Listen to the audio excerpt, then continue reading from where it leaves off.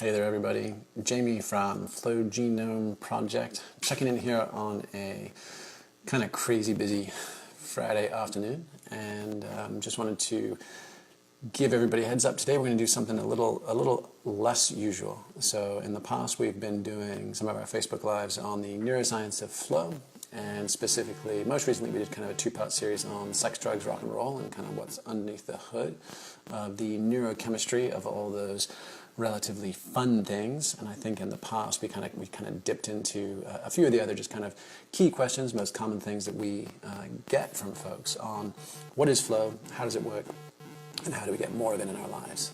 Today we're going to kind of pull way the hell back a little bit, and this is part because of what's been in the news this week. It just got me thinking on a couple of different fronts, and that's specifically what's the role of these ecstatic states or ecstasis, the things that we're talking about, moments that get you beyond your waking self, and the state of the world these days. So if this is not your bag, if you want to tune in purely for neuroscience, peak performance, etc., feel free to check back in again. If on the other hand you're like, fuck it, I'm here on a Friday, I'm at my treadmill or on my drive home, let me just do that quickly. Let me just see.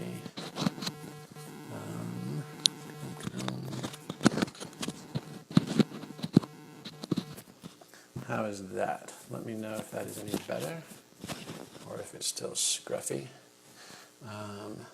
So I'll keep talking and then see if that works for you guys, and we'll get some feedback.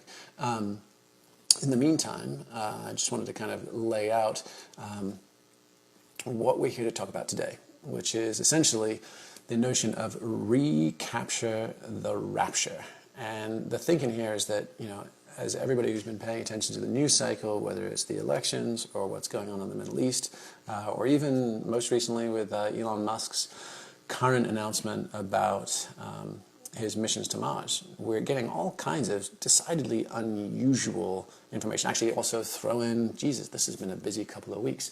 In fact, I'm just getting some thoughts that there's some feedback. That's probably the charging of my phone at the same time. So we're going to go until we run out of juice.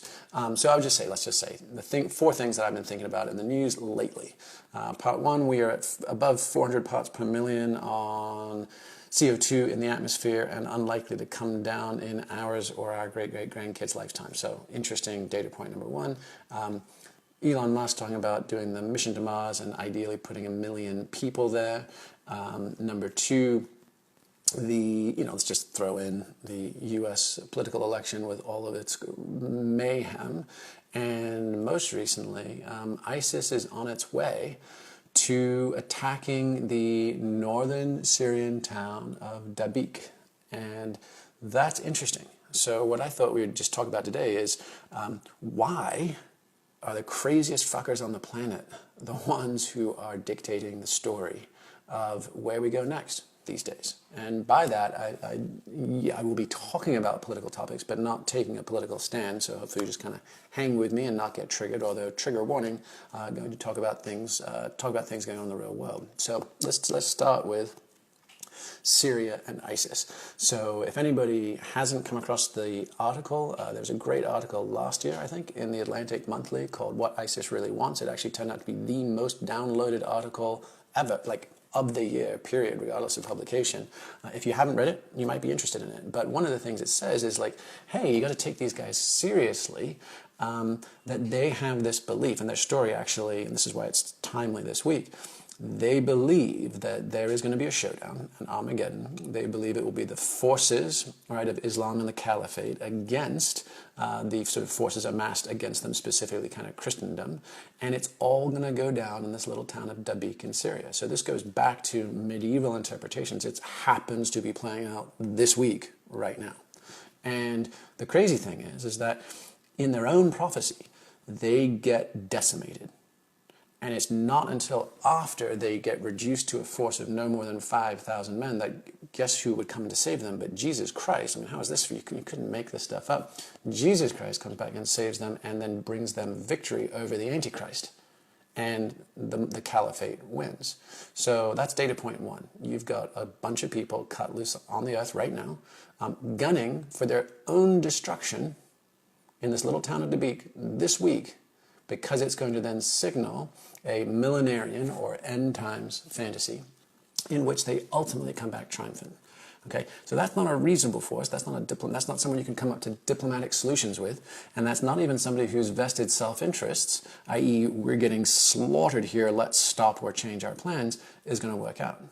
So that's point one. Now, lest we think that's very easy, I mean, ISIS is obviously a heinous gathering of human consciousness and culture. That's easy to vilify. But bring it one step closer, and you have a group of folks in this country known as Christian Zionists, and those are fundamentalist Christians who have been staunch allies of Israel, and specifically arming Israel to the teeth. Now, this is not to get into the complex politics of Israel, Palestine, any and all of those things. The important point to note here is that those Christian Zionists in this country aren't actually big friends of the Jewish people. In fact, if you dial it back 50 years, many of these folks were the upstanding members of the KKK, and second only to black folks would be Jews and Catholics as their public enemies. So why, one would ask, would a bunch of super conservative evangelical Christians in the deep south of America be suddenly gung-ho to support and arm Israel? Is because they took the position that that is going to play out the end game in Revelations, that is going to bring about the battle against the Antichrist, Armageddon, and therefore we will bring ourselves closer to the rapture. And oh, by the way, all those Jews are going to convert at the last minute to Christianity. So it's a relatively, from the point of view of why are they doing it, realpolitik mixed with millenarian sentiment, it's a very self-interested play. So once again, you've got another bunch of people that are hell-bent on rooting for their own destruction on their way to their own salvation. And those two groups, if you're kind of part of the sort of chattering classes on either coast and you like to think you're sort of well-educated and liberal and thoughtful about these things and you watch your TED Talks like you take your fish oil, you might think, oh yes, well those are those, poor, benighted heathens. But we, the liberal intelligentsia, we have a better thing going on. But if you go all the way to Silicon Valley, and the kind of cutting edge of what's next and progressive, the whole concept of the singularity is, you can make a case, it's just fundamentally the rapture for nerds, right? They're just thinking, hey, at some point in the future, things will get to a point of unacceptability, insufferability, you name it, and we will just upload consciousness to a chip. So you have three very different groups here with completely different cultural, socioeconomic backgrounds, cultural and political leanings, but they're all strangely leaning in the same direction, which is that the way things are in the world now is not sustainable. And we are actually stepping on the gas. We are actually driving into that train wreck faster in order to get to our imagined happy exit on the other side. And that, in a nutshell, is kind of any description of, a rapture or a millenarian or end times kind of sentimentality. And that just doesn't particularly feel good, sort of as a husband and as a father, particularly as a father, right, where you start thinking, hey, what about my children? What about my grandkids? And even something like Elon Musk, where yeah, we're going to go and colonize Mars. And he's with a crazy ambitious goal of bringing 1 million people there. You're like, okay, well, what about the other 329 million Americans alone, let alone everybody else in the world? What happens to us? If we talk about the 1% being whoever, in the case of rapture, this car will be unmanned, right? And what about the 99% of us still here on this little blue planet? So that's kind of the frame-up of just what's been getting me wondering lately, which is why is it that the most unhinged folks on the planet have had the loudest voices about the next acts for all of us?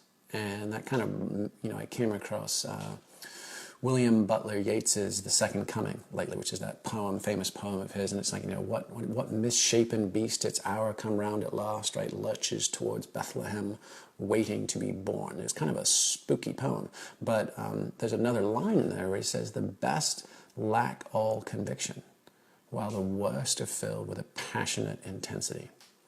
And that's kind of what it seems like these days. It feels like the worst are filled with a passionate intensity, and they're hijacking the mic left and right and communicating those goals, that notion of the rapture, that the pain of this world in the here and now is so much, so great, so intractable or insolvable or unacceptable that we would prefer to blow it up and start over again in our fantasy happy land on the backside. And you realize this is kind of crazy, and this is, we're just about to get back to peak states, altered states of consciousness, ecstasis, all that. So hold on for 1 minute longer just to kind of lay the framework. The question is what about, why is it that the best lack all conviction, while the worst are filled with passionate intensity? And what I would propose is that, there's a whole bunch of people, there's kind of like 80% of the world, I think, that are fundamentally good-hearted, sane folks that just want a chance to live their life, pursue their dreams, see their kids do a little better than they did, be left alone in peace. I mean, it's the classic thing of like why, even when George Washington was going around conscripting folks for the army, they're just like, look, man, I'm a farmer, man. I just want to get my harvest in. Please just leave me alone and don't trample our crops. So what about that 80% of us? And maybe even more. Let's call it the 99%. What about that 99% of us that are fundamentally good-hearted people that just want a shot at living our lives? And why is it that we lack all conviction? And I think you could make a case that the folks that are the rabid fundamentalists of this world these days, of any stripe, and including, the techno-fundamentalists, including the folks in the Silicon Valley that are sort of, fantasizing about the singularity and uploading their consciousness forever into robots, all of that. Where's their conviction coming from? And you can make a case that it's coming from false certainty, that they think they know exactly what's going on and they're willing to sort of adjudicate for the rest of us. But then why do we lack all conviction? And I think it's arguably because we are wallowing in the complexities of it all. If you were raised in kind of conventional liberal arts education, you went to universities, et cetera, particularly with multiculturalism and the evolutions of academia over the last 30 years, let's just stick with the healthy side of it, let alone the dysfunctional kind of hyper-PC stuff that's showing up these days. But just the healthy side is like, hey, there's more than one perspective. And those perspectives are potentially equally true and valid, right? Okay, awesome. What that leaves you with, is a sense of relativism, which is like, I can't really take a passionate, definitive stand for anything in particular because even at the same time, I'm aware that there are multiple other stands that other people could take. So that leaves a whole bunch of us in the middle, kind of rudderless and missing that passionate intensity, that the folks subscribing to one version of the rapture or another might buy into. Jack Marshall Shimko, good to see you, mate. Hey, everyone. So the question becomes is how do the best of us, good-hearted, regular folks with lives and wives and things that matter, how do we actually gain some of that passionate intensity ourselves? And I think what you could propose is that we can gain it by engaging in regular experiences of ecstasis, meaning stepping outside of ourselves. And for a little bit of a backstory on what that is and how it works, ecstasis is just the ancient Greek for stepping beyond ourselves. It includes a host of non-ordinary states of awareness, including meditation, mystical states, including flow states in action sports and adventure, or music and dance and movement. It includes psychedelic states. It includes kind of any of those things that share that same sort of neurochemical profile and what's going on in our bodies and brains.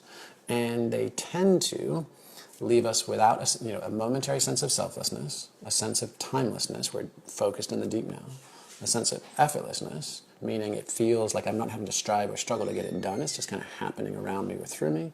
And then the final piece, which is richness. And that is typically information richness. And so that, to use a metaphor, it's almost like in those moments of ecstasis, we get to kind of catapult ourselves out of our waking selves and into whatever you'd want to call it. You could almost kind of call it just like the information layer, where I have access to more data than my regular waking self normally does. And typically, that information isn't just streaming ones and zeros like Neo in the Matrix. It tends to have some kind of direction or thrust, some kind of insights. And you think when people come back from that experience, there's often a degree of like, oh yeah, that was awesome. I've seen something, known something, remembered something, understood something that is really powerful or useful.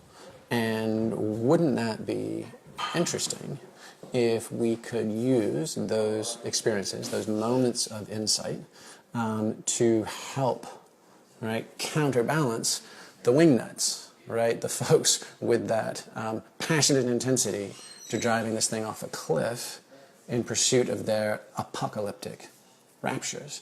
And so what we could do, right, what would it be like to create a kind of a crowdsourced collective movement, around the globe, where we say, hey, we're not going to take any middleman's word for it. We're not going to take any sort of puppets or demagogues' words for us, whether it's a caliphate or an electorate, right? We're going to go see for ourselves what's on the other side of that curtain. And we're going to do it by cultivating our own techniques of ecstasy, meaning we ourselves are going to take responsibility for stepping outside ourselves. And then what we see in that information richness that often accompanies those states is actually on us to then come back and enact, and to grow things and to do things. And again, we're not going to take any middleman's word for it. So what that leads us towards is this prospect of a sort of agnostic Gnosticism, right? And I know it's a mildly technical term, but like gnosis just means a direct experience of the numinous, or kind of the way things are, right? Often described in spiritual and mystical or religious terms, but doesn't necessarily have to be interpreted that way, right? And the agnostic piece means, I don't know what it means. So an agnostic Gnosticism is, we've been there, we've actually seen what's up. But we've also come back realizing, hey, this is just one perspective, this was my experience of it. So I'm not going to carve it in stone and make everybody else follow my own particular way. And what that could potentially leave us with is some passionate intensity. Because that information almost always translates into inspiration. It's very hard to experience fundamentally what ecstatic states deliver without coming back pretty stoked. Right? I mean, there's a ton of neurochemicals, the dopamine, the endorphins, the norepinephrine, the anandamide, right? All of those kind of things are like yee-haw reward chemicals.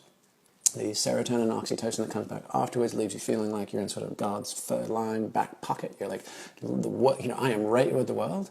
I love the people I'm with. I trust them. I feel connected to them. And I can't wait to do or enact or build or create or grow some of the things that I've seen in those other states. So wouldn't that be nice if, right, rather than letting our whole collective story get hijacked by the whack jobs, to come back with a voice, a shared voice, a collective voice that is fundamentally, this is what we stand for. And we stand for these things because we hold these truths to be self-evident, not because somebody told us, not because we learned it in Sunday school or grade school, but because we have been to, the relative mountaintop ourselves. And if we do that, right, there's a both sort of blessing and opportunity, and a hell of a responsibility, which is, this is not just joyriding. This is not, there's a lot of, like in the transformational festival world and kind of there's this whole crazy-ass movement around the world these days where people are getting really, really good at blowing themselves sky high. And it's mostly on weekends, it's at festivals, and it's at parties, it's in all of these kind of super high-end network events, from TED to Davos to South by to Coachella to Summit Series to Burning Man to you name it, right?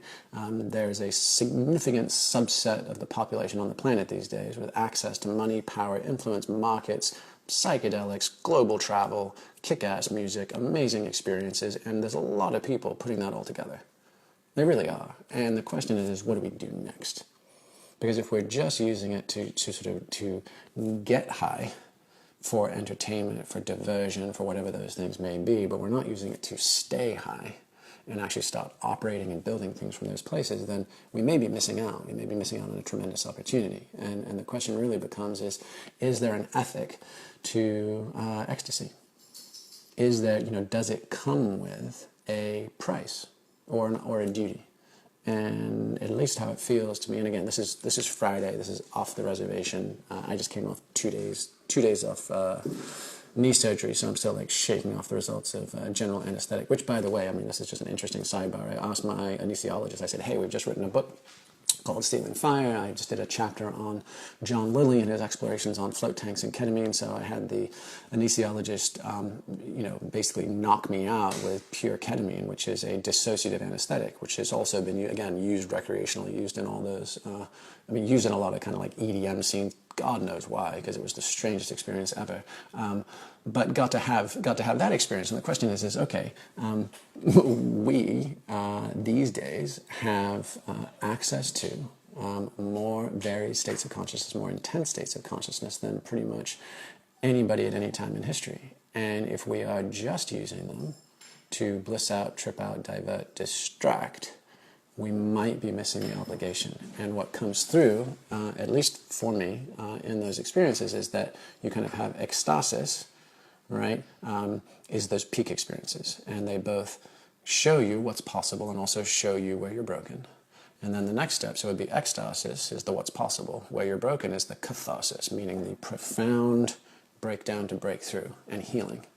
And if you combine those two, ecstasis plus catharsis equals gnosis, equals that sort of, what in the past has been seen as divine inspiration or certainty or knowing.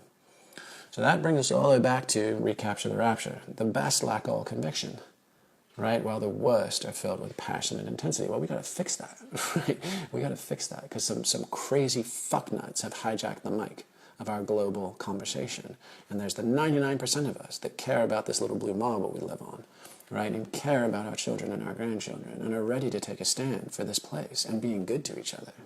And why is it that hatred, fear, willful ignorance, and greed have dominated the threads at a time when there's too many of us here who know better? And so that agnostic Gnosticism, right, the ecstasis plus catharsis, so the peaks plus the breakdowns and breakthroughs equals gnosis, the Gnosticism. But it's a Gnosticism that says, yes, we know, we get it. We have been to the mountaintop ourselves, but it's agnostic as well. We're not going to presume that my way is the highway. Like, what would it be like if we just all did that? So in a lot of ways, this is like winding back the story. If anybody knows kind of the background of original Christianity, and I think I've mentioned this in another Facebook Live, but if you haven't read Elaine Pagel's The Gnostic Gospels, super recommended. It was a National Book Award winner back in the 70s. She's a professor at Princeton. But she describes fundamentally how so much of early Christianity was basically a political battle, a social and political. So the doctrinal things that we take as, based on faith, like there's one pope and he's the father of all things, on the bishops and all this kind of stuff, those are actually pitched political battles between different factions that hadn't yet consolidated power, right? And so what you had in that early first century was a battle between the Gnostics, the folks who had had direct experience of sort of tongues of fire, whatever you want to call it, some variant on how they were describing Christ consciousness. And then the bureaucrats, the people who just simply wanted to grow a big organization and collect and keep power. And, surprise, surprise, the bureaucrats won, right? So that was a turning point in Judeo-Christian history, and one that we're still living out, right? If it weren't for the church, its amassment of power, land, political influence, etc., we wouldn't have had Europe consolidating the way it is. We wouldn't have had the European colonial expansions into the Western Hemisphere. We wouldn't have everything we've got going on right now had it not been for that little fork in the road between the knowers, right, and the beers. And in some respects, what if we can kind of reboot Western civilization in some interesting, innovative, yet to be determined way, but based around folks with direct insight to their own fundamental nature. And you can take this at baby steps. You can say, hey, ecstatic states, let us, and this, by the way, is kind of backed up by numerous studies with post-traumatic stress survivors, as well as people trying to pursue, innovation and creativity, but ecstatic states mend us. And they also accelerate our learning and creativity. What if we put that to good work, good use? And instead of looking at our shoes, and instead of looking the other way, or instead of complaining to our friends of like, oh, can you believe, whatever, fill in the blank in the news cycle, what if we lit a fire under our own asses? And what if we said, hey, no more, no more. This is the voice of the rest of us, and that the best lacking all conviction, what if we replace that with passionate conviction, that we have checked in with our full natures, we understand what we value, we understand what we're prepared to die for and die to, because Ecstasis itself, that moment of stepping beyond yourself, is often described as ego death. It's described as, it's often just, yeah, I mean, literally, it's a moment of self-annihilation, like that biographical self, me with my stories, etc., that I thought I was, suddenly gets yanked out, ripped out, squelched, and there's a moment of existential terror. Oh shit, I'm going to die, literally, and then wait, I'm still here. And if I'm still here, then who am I? And that inquiry, whether it's accomplished by decades of slow and steady meditation or like one jackhammer blast of 5-MeO DMT, sort of, whatever, or a near-death, near-drowning experience on the big waves, it doesn't really matter how we get there. What gets there is what's the answer to that question. And very few of us are savvy enough to figure it out first try. So the ability to have recurring techniques of ecstasy that let us touch it, get comfortable with it, acquaint ourselves. It's like bungee jumping to the moon. We get this first one is just, holy shit, I'm bungee jumping to the moon. But the next one is like, I'm starting to map craters and mountains and valleys. Now I'm starting to understand the landscape and the territory. Maybe now I'm even throwing in a backflip. Maybe I'm getting personally self-control in those experiences as well. So the possibilities here is what happens when we can get really clear on our true natures that exist after we think we're already done, after we've experienced this ego death, something that's more enduring. And then can we become a little bit more courageous, a little bit more brave, a little bit more joyful in how we offer our lives in the here and now. Standing up for goodness, standing up for truth, standing up for beauty, standing up for the least of my brothers, that kind of stuff, right? I mean, it's easy to moralize about this stuff and say we really ought to. It's hard as shit to pull that stuff off in the crunch. But, right, ecstasis, those moments beyond ourselves, affirm it. And they start giving us some of that passionate intensity. So, Owen, you just asked, and it's good to see you, mate, how do the modern Gnostics wrest back control of the wheel? It's a super good question. I think fundamentally it starts as, you can see a lot of grassroots movements these days, a lot of courageous people standing up. And whether that's in North Dakota with all of the indigenous nations, they're making an effort. Things going on down in the Amazon, things going on with social justice, Black Lives Matter, things going on around the world, things going on with, protecting and standing up for Syrian refugees, all this kind of stuff. Those are elements of what we're talking about. Now the question is where are people sourcing from? Because you can be, fighting the problem at the same level it's coming from, which is necessary at times, and it can just get nitty and gritty, and or there's a moment above that. And what I hope for, I have no idea whether this is true or possible, but it just seems like it might be, is back to that notion of that old Stanley Kubrick film, Spartacus, right, which is, I've riffed on before. But, there's that moment where the Roman centurions say, give us Spartacus, give us your leader, and none of you guys will have to get crucified, none of you guys will have to die.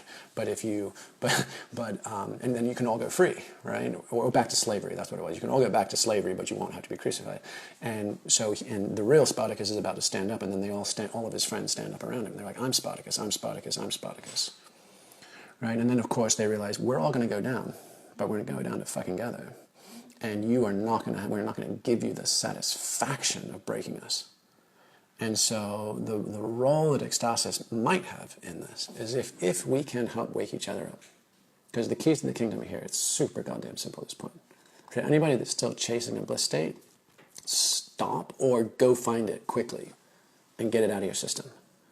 Because once you have and you realize, okay, I can shoot the moon, I can step out of myself, I can experience whatever possibilities are up there for me. Awesome. Then what? And if you still have that little itch, oh, that felt really good, I'd like to go back and do it again, then go back and do it again. Go back and do it 100 times. Don't get sucked in by it, don't get destroyed by it, addicted to it. Go get it out of your system, and then come back to what am I here to do? Because once we know we can have those experiences more or less on demand, I don't need to be so wasteful with them. Right? We don't need to be frivolous with them. And there's the question of how do I give my art? How do I die consciously? How do I die to this moment, in this service, in this act, as fully and with as maximum impact as possible? And that's what you see. That's what you see with the SEALs. That's what you see with Crazy Horse and the Lakota warriors. Right? The question is not do I get to avoid dying? And I mean this literally. I mean this metaphorically. Right? At every level of the expression. But the question is how do I do it at the right time for the right reasons for the right impact? Right? And that becomes the game. And then it's the delightful game. It's the infinite game. And it's a balls-out game. But let's not pretend it's anything less because I mean, hell's bells. My graduate work was in environmental history, history of utopian movements and millenarian movements, and this was 15, 20 years ago. So like I was studying time and studying the vectors of culture and trends, and certainly a lot of this stuff that's unfolding right now was seen pretty obvious within that specific academic discipline, zeroed in and focused on it. Now it's all here, and it's going on. So the real question is, at what point, if and when, do we have an incremental, or what point does this go from incremental change to a structural break? Are we actually are we approaching some inflection point in reality where things are different on the other side, and meaningfully different? In which case it's the whole, back to like New Testament kind of stuff. And by the way, I mean, I use these Judeo-Christian metaphors mostly because they are the vernacular of the Western tradition. They are not in any way the only things to riff on. It's just that they're so baked into literature, history, culture, government, politics that they're just relevant reference points. So just inoculation there. But there comes that point in the story where I remember it's Jesus going to talk to whoever it is, like James and Matthew and somebody, but they're fishermen, right? They're fishermen at the lake, and maybe it's in Galilee even, and he's like, time to put down your nets, dudes, and come and be fishers of men, right? And at some point, but they're like, look, man, we got business, we got these things, I just bought this new boat, we're catching a lot of fish, like, I don't have time to interrupt all that, right? But he's like, put down your nets and come and be fishers of men. And like, that's the inflection point where maybe we're getting to. And to use a different old school example, I also think of like those poor bastards in Pompeii, frozen in ash, sitting at the breakfast table with their arm up. Like, at what point did you say, get the fuck out of town, people? That thing's going to blow.